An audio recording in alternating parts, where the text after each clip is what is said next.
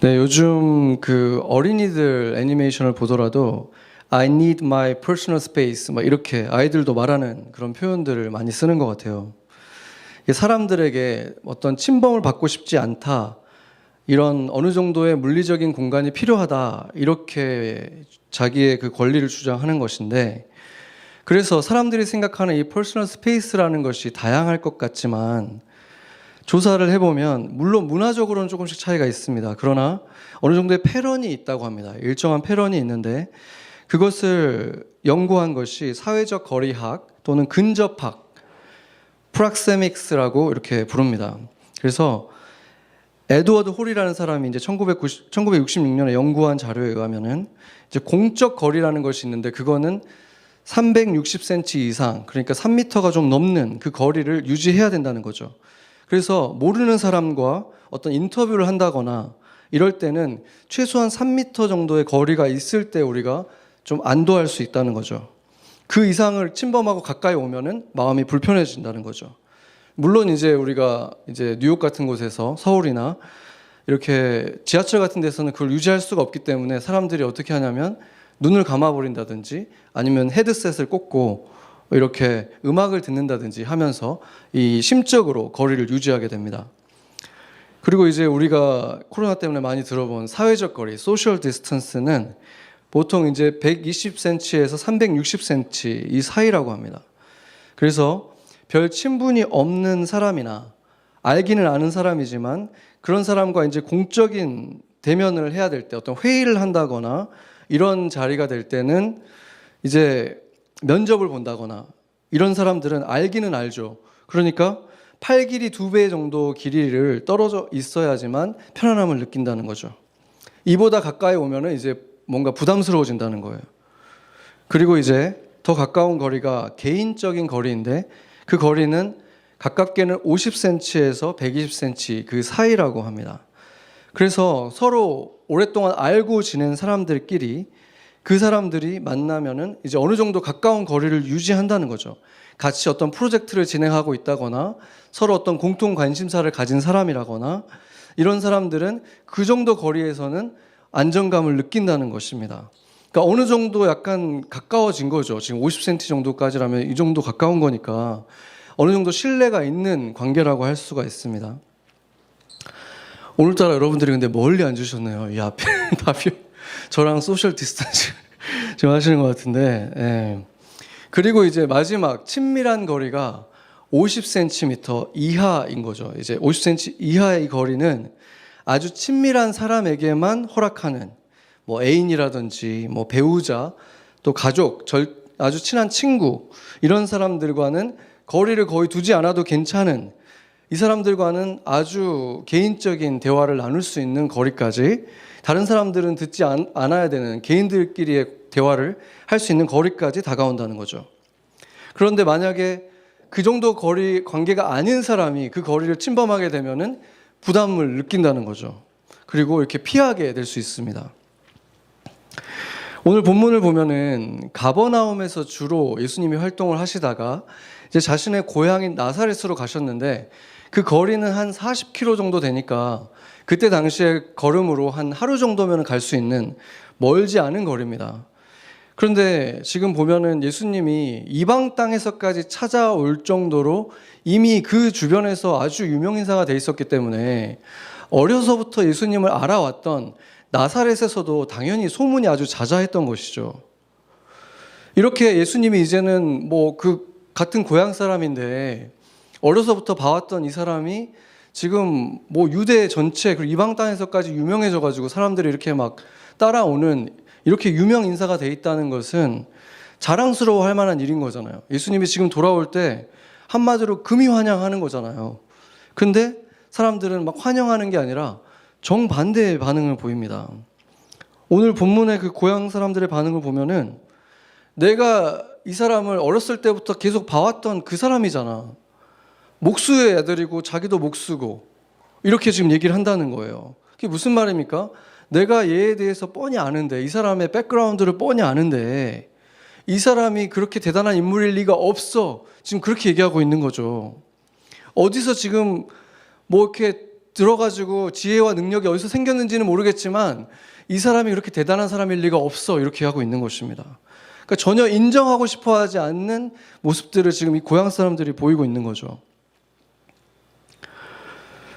심지어 3절을 보면은 예수의 여동생들은 지금 예수님에 대해서 이렇게 막 험담을 하고 예수님을 배척하고 있는 그 사람들과 지금 한패가 돼가지고 같이 있다는 거예요. 지금 여기 지금 있잖아, 여동생들이 우리랑 같이 있지 않냐 이렇게 얘기를 한다는 거죠. 이런 상황을 보고 나면은 지난번에 우리가 마가복음을 볼 때 3장에서 가버나움에서 사람들이 막 몰려와가지고 예수님 집 주변으로 꽉꽉 차 있을 때 그때 예수님의 어머님과 지금 형제들이 왔다고 했는데 예수님이 막 반가워서 막 나가시는 게 아니라 누가 내 어머니고 누가 내 형제냐 그러면서 너희들이 하나님의 말씀을 듣는 여러분이 나의 어머니고 나의 형제입니다 이렇게 얘기를 하잖아요. 그러니까 그 사람들이 들으면 굉장히 서운할 얘기를 막 한 건데 그 이유가 명확해지는 거예요. 그때 당시에 그 형제와 가족들이 온 이유는 예수님이 지금 미쳤다. 예수님이 지금 이상한 행동을 하고 다닌다. 그것 때문에 지금 말리려고 왔다는 사실을 알았기 때문에 예수님이 그렇게 냉대한 것입니다. 이 모든 정황을 보면은 예수님이 이렇게 공생의 사역이라고 하잖아요. 세상으로 나와서 사람들에게 이제 자신의 정체를 조금씩 드러내기 시작했던 사역하기 전까지는 전혀 특별한 능력을 보이지 않는 아주 평범하게 살아가셨었다는 사실을 증명하는 것입니다. 그것을 보여주는 것 중에 하나가 예수님이 12살쯤 됐을 때 항상 그랬듯이 매년 6월절이 되면은 온 가족이 거의 온 마을이 이제 예루살렘으로 갔다가 거기서 제사를 지내고 돌아오는데 그때 누가복음 2장에 보면은 예수님이 실종이 되신 거예요. 3일 동안이나 실종이 됐어요. 그러다가 예수님을 발견한 다음에 마리아가 이렇게 얘기를 하죠. 누가복음 2장 48절 보면은 너무 놀래가지고 3일이나 없어졌었으니까 너가 어떻게 이렇게 할 수가 있느냐. 아버지와 내가 근심 얼마나 걱정했는지 아느냐 지금 이렇게 얘기하는 거죠. 그러니까 지금 보면은 마리아는 지금 예수님을 메시아니까 알아서 괜찮으시겠지 이런 게 아니라는 걸 보여주죠. 그러니까 특별한 아이로 지금까지는 보고 있지 않다는 거예요. 그냥 자신의 12살 아이가 사라졌다면 보일 어느 어머니나 보일 그 반응을 보이고 있는 것입니다. 요즘에 이제 유대인들이 많이 다니고 여러분들도 이제 그들에게 굉장히 중요한 행사가 그 명절이기 때문에 옷들도 막 차려입고 다니는 모습을 보셨을 텐데 이들에게 있어서 굉장히 중요한 행사가 뭐냐면 바알 미츠바라고 해서 12살이나 13살이 되면은 이제 그 성인식을 하거든요. 그 성인식이 왜 중요하냐면 이때부터는 그들의 믿음을 가지고 살아가게 되는 거예요. 자신의 그 전에는 부모에 따라서 딸려서 같이 제사에 참여하고 예배에 참여했지만 이제는 자신의 이름으로 자신의 권리와 의무로 이제 예배를 참여하게 된다. 이거를 이제 시작하는 게 이 바알 미츠바입니다. 그래서 지금 예수님의 나이가 12살쯤 됐다는 이 얘기는 바로 이때가 예수님이 자신의 정체성을 깨닫고 확신하게 되는 그 시기가 왔다는 것입니다. 그때 일을 누가복음이 이제 기록을 하고 있는데 49절에서 52절을 보면은 예수님이 딱 이렇게 말을 하잖아요.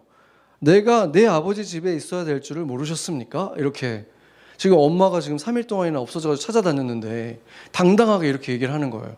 그러니까 자기가 지금 이제는 마리아와 요셉의 아들이 아니라 아버지 지금 성전에 있었잖아요. 성전의 주인이신 하나님 아버지의 아들이고 내가 그러니까 이 집에 있어야 되는 게 맞습니다. 라고 이 얘기를 하셨다는 거는 자기의 정체성을 확인한 거예요. 그런데 부모는 깨닫지 못한 거죠. 부모는 아직 깨닫지 못했고 그냥 마음에만 담아두고 있었습니다. 이 말을 했던 것을. 그런데 예수님이 지금 이제 자기가 누군지 알았잖아요. 온 세상의 주인이라는 사실을 알게 됐어요. 내가 온 세상의 주인이신 하나님의 아들이 맞구나.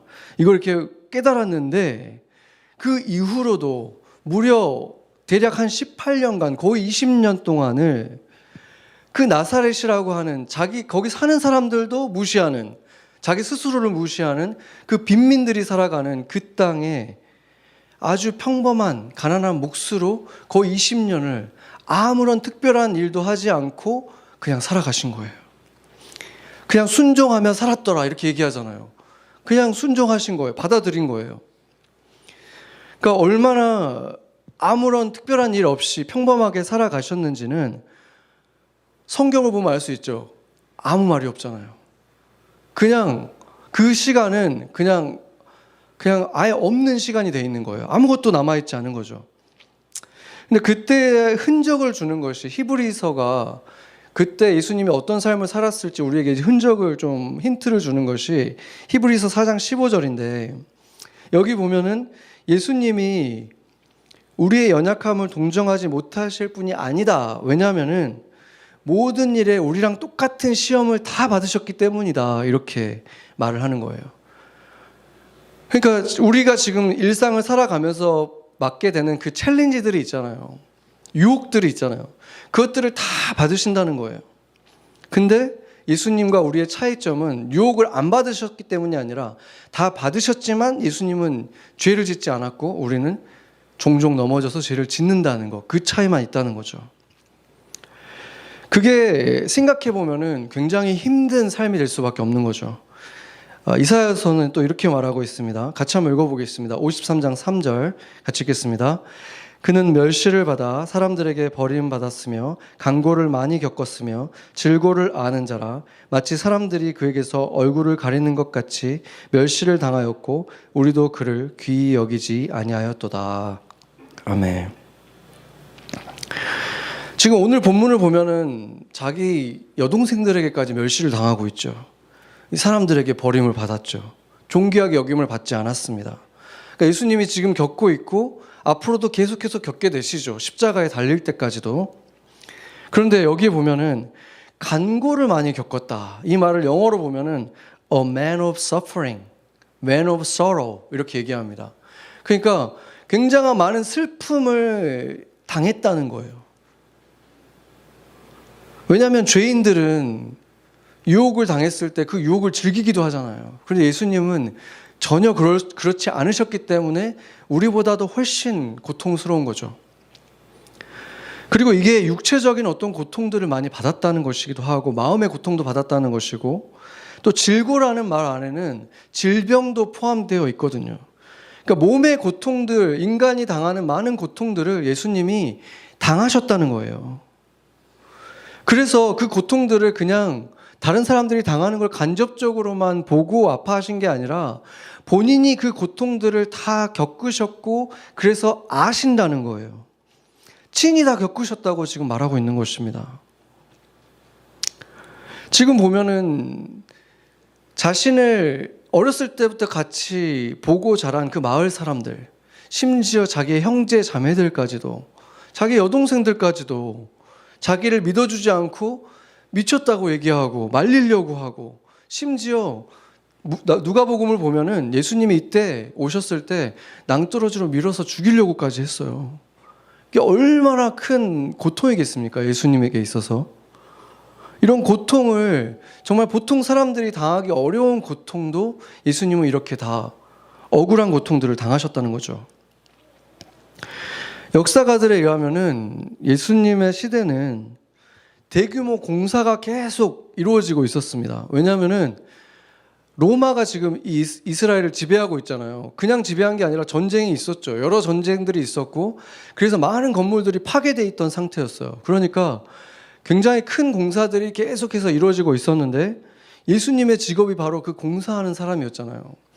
이 목수라는 게 그냥 뭐 아름다운 가구 공예사 이런 거 얘기하는 게 아니거든요. 그러니까 가난한 나사렛에서 뭐 그런 게 아니라 대부분 다 집을 짓는 그 막노동을 하는 그 목수를 얘기하는 거예요. 그러니까 어려서부터 아버지를 따라다니면서 건설 현장에서 계속 살았던 분이 예수님의 삶이었습니다. 그럼 어떻게 했습니까? 맨날 이 흙먼지 뒤집어 쓰고 있고 끄떡하면 몸에 다치기도 하고 이렇게 지극히 평범한 그 하층민의 삶을 살아가신 거죠.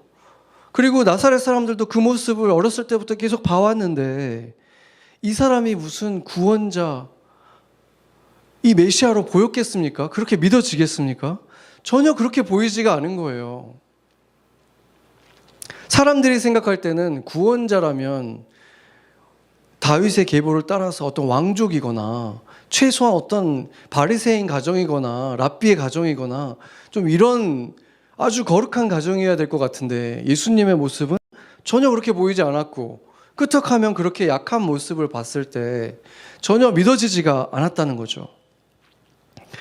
그런데 이 예수님이 안식일에 와가지고 이렇게 선포를 하신 거예요. 누가복음 4장 18절에서 21절 보겠습니다.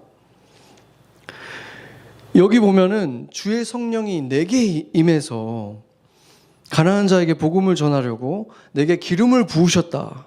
내가 지금 기름 부은 자다. 기름 부은 자가 뭐죠? 메시아라는 거예요. 그러면서 21절의 마지막에 보면은 이 글이 오늘 너희 귀에 응하였느니라, 이렇게 선포를 하시는 거예요. 그 사람들이 기겁할 얘기를 하시는 거예요. 지금 너희들이 기다리고 있던 메시아가 지금 여기 오셨다. 그게 자기라는 얘기를 지금 하는 거죠.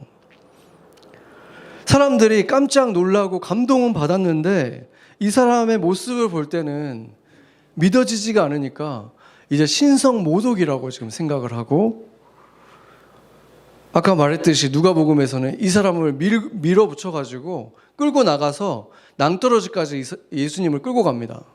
밀어서 죽이려고 한 거예요. 왜냐하면 신성모독한 자라고 생각했기 때문에 죽이려고 한 것입니다. 유대인들은 2000년이 지난 지금도 메시아가 2차례에 걸쳐서 오신다는 그 사실을 믿지 않고 있습니다. 두 번째 재림하실 때 예수님은 그들이 기대하는 것처럼 드디어 영광의 왕으로 오시는 거예요. 모든 무릎이 꿇게 되어 있습니다.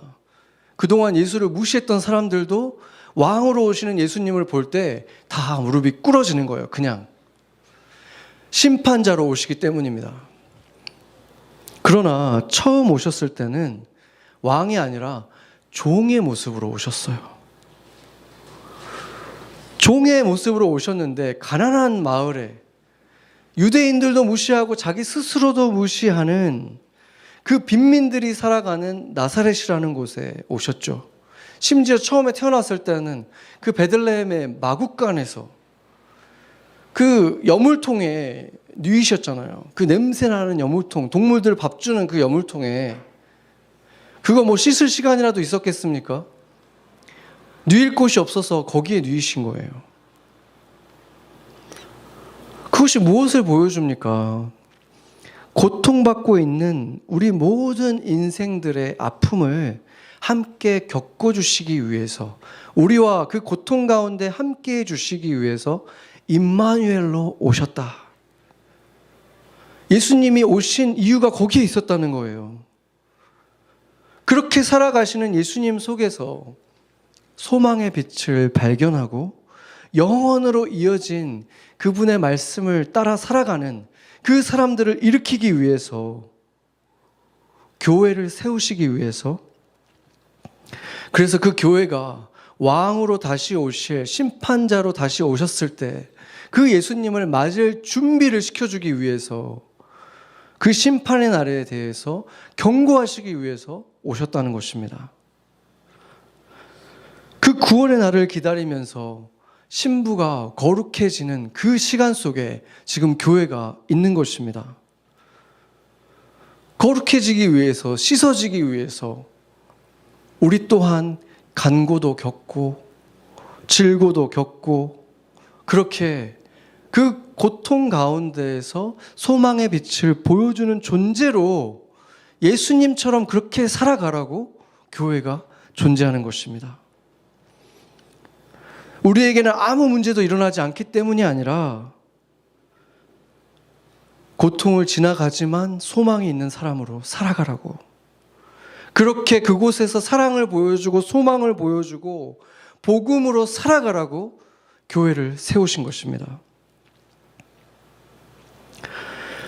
그런데 예수와 시간을 가장 많이 보냈던, 그래서 그의 강고도 보았고 고통도 다 지켜보았던 이 나사렛 사람들이 가장 완악하게 예수를 배척하고 심지어 낭떠러지로 떨어뜨려서 죽이려고 하는 거예요. 그랬기 때문에 예수님은 가장 사랑하는 사람들이 많은 곳이었지만 그곳에서는 많은 일들을 하지 못하셨습니다. 쫓겨난 거예요, 그냥.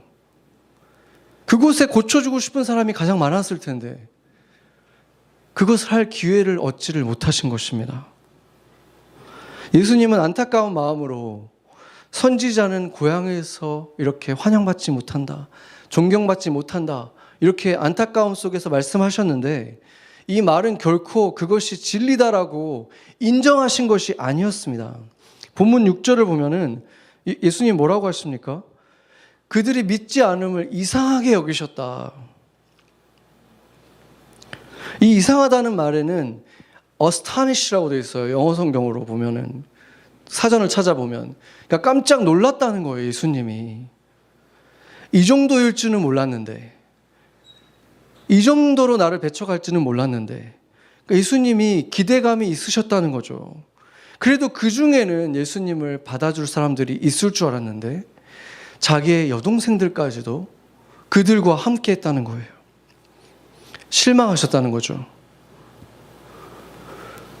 하나님이 허락하시지 않고는 참새 하나도 떨어지지 않는다고 하셨죠. 그러니까 하나님의 허락 없이 일어날 수 있는 일은 세상에 아무것도 없지만, 그렇다고 해서 세상에 일어나는 모든 일들이 하나님이 계획하시고 원하시는 대로 일어나는 것은 아니라는 것입니다. 그렇게 생각하는 것은 오해라는 거예요. 성경의 첫 번째 책에서 이미 이렇게 말씀하십니다. 창세기 6장 6절을 한번 보겠습니다. 같이 한번 읽어보죠. 땅 위에 사람 지으셨음을 한탄하사 마음에 근심하시고. 영어로 보면은 Lord grieve라고 되어 있고 또 어떤 성경은 regret이라고 되어 있습니다.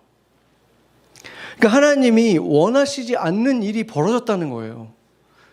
하나님이 원하시지 않았는데 이 일이 벌어졌어요. 그리고 사무엘서를 보면은 하나님께서 원하시지 않았지만 이들이 너무 원하니까 그러면 그냥 그렇게 해주자, 이렇게 하는 장면이 사무엘상 8장 6절 7절에서 나타납니다. 여기를 보면은 이스라엘 사람들이 우리도 눈에 보이는 멋진 왕을 갖고 싶습니다. 그 사람을 좀 봐야 내가 안심이 되겠습니다, 이렇게 얘기를 하는 거예요. 그래서 사무엘이 슬퍼하니까 하나님이 이렇게 얘기해요. 그들이 너를 버린 것이 아니라 나를 버렸다. 그렇게 말씀하시는 하나님의 슬픔이 있잖아요. 근데 그러면서도 하나님이 그들에게 왕을 세워주자, 이렇게 하신다는 거예요. 이게 지금 하나님이 기뻐하신 일입니까? 하나님이 원하신 일입니까? 아니죠. 그들이 너무 원하니까 허락해 주시는 일인 거예요. 그리고 결국 어떻게 됩니까? 그들이 세워준 왕 때문에 그 왕도 이스라엘도 망하게 되는 거예요. 엄청난 대가를 치르게 됩니다. 그래서 우리가 기도응답 받았다 좋아하는 그 일들 가운데에도, 우리의 소원이 성취됐다 좋아하는 그 일들 가운데에도 그것이 과연 하나님도 기뻐하는 일이라는 보장은 없다는 것입니다. 도리어 반대일 수 있는 거예요. 우리가 너무나 계속해서 간절히 원하니까 하나님이 그냥 허락하신 일일 수 있는 것입니다. 그래서 예수님이 가르쳐 주신 그 기도를 한번 보세요. 오늘 우리가 예배 시작할 때 했잖아요. 뭐라고 했습니까? 하나님의 나라가 임하길 원하고, 그 다음에 뭐라 그러죠? 하나님의 의가 이루어지길 원한다. 하나님의 뜻대로 되길 원합니다 라고 우리가 기도하라고 예수님이 가르쳐 주셨고, 우리가 예배 전에 그걸 기도하잖아요. 사실 우리는 매일 그 기도를 해야 되는 거예요. 기도할 때마다 사실은 그 기도를 해야 되는 거예요. 하나님의 나라가 임하길 원합니다. 하나님의 뜻이 이루어지길 원합니다. 그러면 예수님이 뭐라 그랬어요? 마태복음 6장 33절에 그 모든 것을 더해 줄 것이다. 주님이 우리 뜻대로 되는 게 아니라 주님의 뜻대로 너의 삶이 이루어질 것이다. 너희에게 진짜 필요한 걸 아시는 주님이 그걸 주실 것이다. 그게 가장 좋은 것 아니겠습니까? 그런데 선지자가 고향에서 이렇게 존경을 받지 못하는 이유가 뭐겠습니까?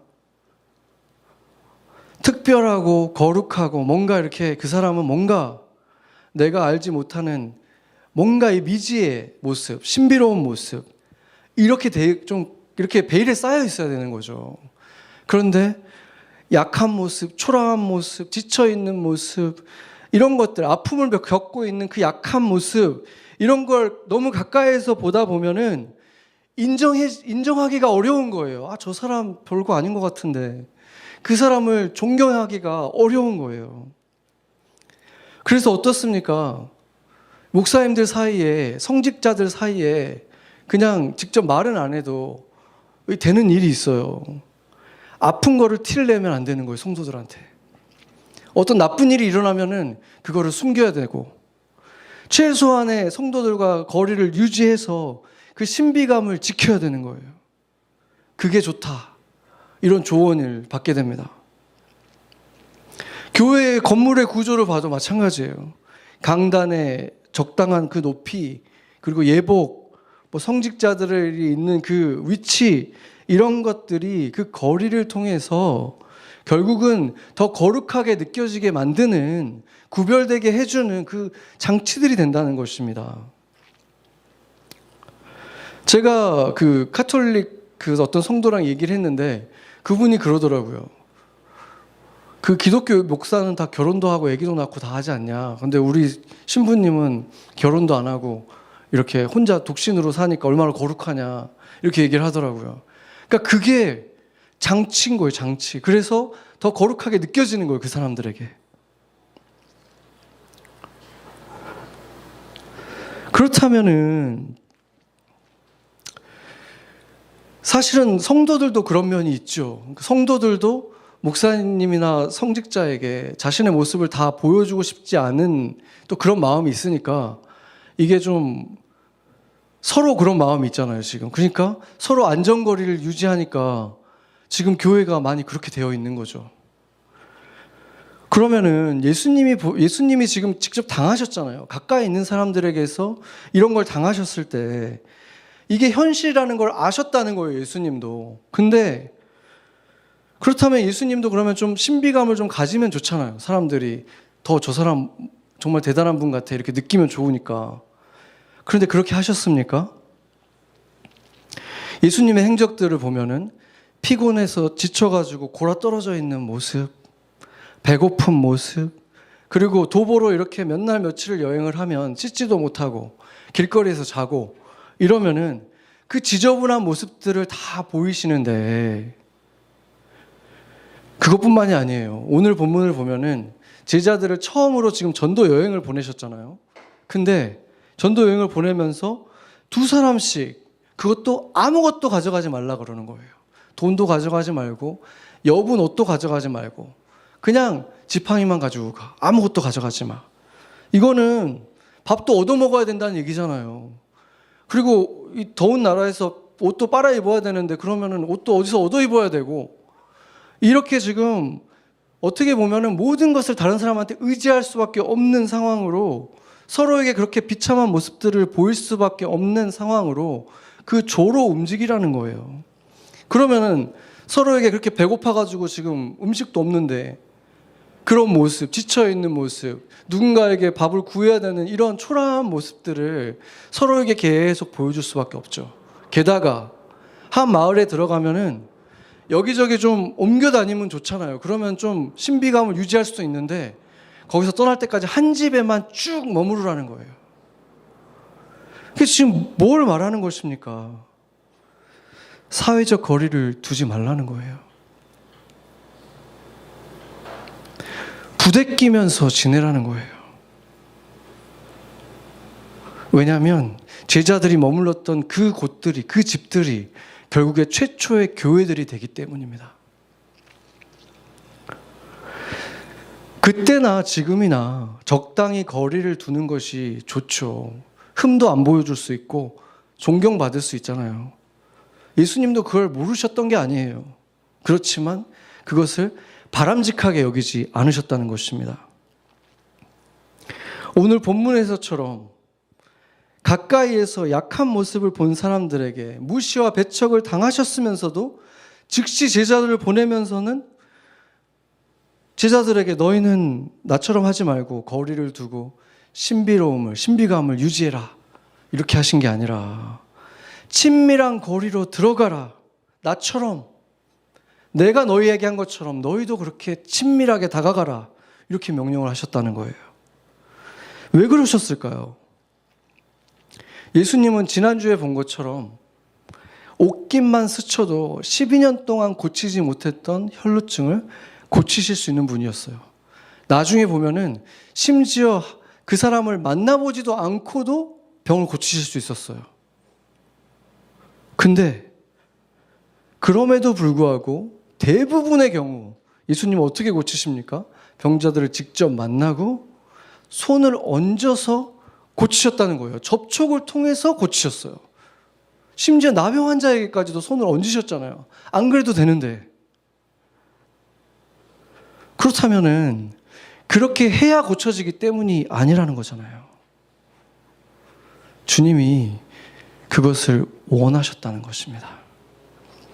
그들과 몸에 닿기를 원하셨다는 거예요. 저도 예전에는 몰랐는데 목사가 되고 나서 그 마음을 좀 알게 됐어요. 제가 지금 목사라는 입장이 돼가지고, 그 전부터 여러분들 안 지는 지금 15년이 돼가지만, 목사가 돼서 여러분을 지금 이렇게 만나고 있는 거는 이제 3년이 좀 넘었죠. 그러니까 여러분은 이제 바쁜 일상을 살아가니까 항상 교회를 생각하거나 뭐 이러지 못하겠지만, 저는 교회를 매일 매 순간 생각할 수 있는 그 특권을 누리고 있잖아요. 그래서 여러분 한 사람 한 사람을 위해서 제가 기도도 하고 생각도 하고, 그렇게 그거를 3년을 하다 보니까 솔직히 말해서 저는 여러분들이 다 가깝게 느껴져요. 제 입장에서는 되게 가깝게 느껴져요. 어색하지가 않아요. 그런데 내가 생각을 해보면은 여러분들이 다 저랑 성향이 잘 맞는 사람들이기 때문에 그런 건 아니거든요. 어떻게 내가 이 사람들과 최소한 제 입장에서는 가깝게 이렇게 느껴질까를 생각해 보면 예수님 때문이라는 걸 알게 됐어요. 왜냐하면 제가 예수님의 눈으로 여러분을 바라보는 시간이 계속 길어지니까 예수님의 마음으로 여러분을 생각하잖아요. 그러다 보니까 점점 이렇게 가까워지는 거예요. 부모 눈에는 자식들이 다 예뻐 보이잖아요. 부모 눈에는 자식이 좀 다른 사람들이 볼 때는 뭐가 좀 문제가 있고 좀 그래도 그게 그렇게 안 보이는 거예요. 부모 눈에는. 자식에게서 나는 땀 냄새도 싫지가 않잖아요. 그 그냥 안아줄 수 있잖아요, 다. 하물며 예수님의 눈에 자식들은 어떻게 보이겠습니까? 예수님의 눈으로 보면 다 귀엽고 사랑스러운 거예요. 죄송하지만 심지어 저보다 나이 많은 분들도 사랑스럽고 그렇게 귀엽게 보일 때가 많이 있어요. 그래서 점점 거리감이 없어지는 거예요. 저는 이제 제가 목자라는 곳에서 여러분을 보니까 그게 제 사명이니까 그렇게 빨리 급속도로 제가 이렇게 여러분에게 가까이 갈 수 있었는데, 그렇더라도 바람직한 교회라면은 결국은 마음과 마음이 거리가 점점 더 가까워져야 되는 곳이 교회가 아니겠습니까? 약점도 연약함도 드러낼 수 있어야 되잖아요. 그리고 그것을 덮어줄 수 있어야 되고 품어줄 수 있는 예수의 품이 느껴지는 곳, 그 은혜로운 품이 되는 곳이 바로 교회여야 된다는 거죠. 제가 자주 인용하는 그 닉 부이치치 있잖아요. 그 팔이 없는 닉 부이치치는 누구를 안아줄 수가 없잖아요. 팔이 없는데 어떻게 안아줄 수 있습니까? 그런데 그의 책의 이름이 허그잖아요. 허그. 그 이분은 온 세상을 다니면서 사람들을 안아주고 있는 거예요. 팔은 없는데. 사실은 안기는 거죠. 그 사람들이 이 사람을 안아줘요. 지금 사진 한번 보면은 그 아이들이 닉 부이치치를 막 안아주거든요. 이렇게. 근데 안아주는 사람들이 어떤 걸 느낀다고 하냐면 그 하나님의 사랑을 느낀다. 하나님이 안아주는 것 같고 예수님이 안아주는 것을 느끼는 거예요. 자기가 안았는데. 이것이 바로 저는 형제를 사랑함을 통해서 하나님을 사랑하게 되는 원리라고 생각을 합니다. 그러니까 내가 누군가를 안아줄 때 예수님이 안아주는 걸 경험하는 거예요. 그러니까 내가 누군가를, 형제를 사랑했더니 그 사람한테서가 아니라 하나님이 나를 사랑하는 거를 내가 경험하게 되는 거. 그게 주님이 원하시는 거라는 거예요. 물론 안아주는 사람이 어떻게 그 사람의 정말 아무도 모르는 그 비밀스러운 고통을 알 수가 있겠습니까? 다 모르겠죠. 그리고 안다고 해도 어떻게 다 공감해 줄 수 있겠습니까? 못 해주죠.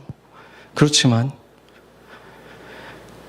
나를 통해서 안아주시는 예수님이 그 고통을 아신다는 것입니다. 나를 통해서 안아주시는 그 예수님이 그 마음을 다 아시기 때문에 그 순간에 그거를 누릴 수 있는 거예요. 아, 예수님이 아시는구나. 예수님이 나를 아시는구나. 예수님이 아무도 모르는 줄 알았던 나의 이 아픔을 같이 겪어주셨구나. 그래서 그 품은 치유하고 회복하고 용서하고 다시 일으키십니다. 교회는 바로 그런 곳이어야 하는 것입니다. 예수님의 품인 것입니다. 마가복음 14장 33절 34절 한번 보면은 예수님이 십자가 지기 전의 모습인데 예수님이 심히 놀라시고 슬퍼하셨다 그래요. 그러면서 제자들한테 내가 지금 너무 마음이 고통스러워서 죽게 됐다. 이렇게 얘기하고 있는 거예요. 예수님이 정말 그 절박한 고통을 보여주고 계시는 거예요. 예수님은 제자들에게 자신의 약함을 보이는 것을 주저하지 않으셨습니다. 마지막에 그 십자가에 달려서 너덜너덜 되어 있는 자신의 모습을 막달라 마리아에게까지 보이셨잖아요. 예수님이 뭘 원하시는 것 같습니까? 예수님이 우리와 어떤 디스턴스를 갖기를 원하시는 것으로 보이십니까? 예수님은 이렇게 우리에게 가장 가까운 거리에, 친밀한 거리에 계시길 원하신다는 것입니다. 그런데 여러분도 그러십니까? 여러분도 예수님이 팔이 닿는 거리에 그 50cm 이내에 계시기를 원하십니까? 같이 기도하시겠습니다.